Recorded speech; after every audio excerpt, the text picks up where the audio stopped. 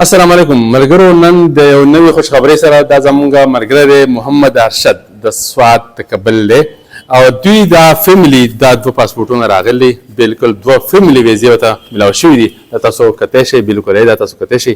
صحیح ده. نو که تاسو هم غواړئ چې تاسو ته امریکا ویزا ملاو شي ډېر په اسانۍ طریقه، نو تاسو راتلی شئ. زموږ افیس په یو F11 اسلام آباد کې هم دی او په تمرګره کې هم دی. تاسو ته زموږ ملګری ارشد هم خپله خبره وکړي. ارشد بھائی السلام علیکم.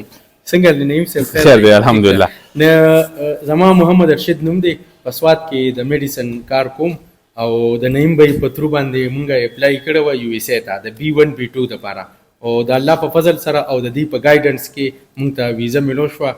او زه غواړم چې زمونږ څونه ملګري دي، څونه کولیګز دي، هغې نعیم بھائی سره کنټیکټ وکړي او خپل کار د زر تر زره د دې په ګایډنس کې شروع کړي، ځکه چې د دې په ګایډنس کې د ویزې چانسز چې کوم دي نو هغه ډېر زیات دي. دې فایل په داسې طریقې سره تیاری چې هغې کې د ریفیوز چانسز ډېر زیات کم وي.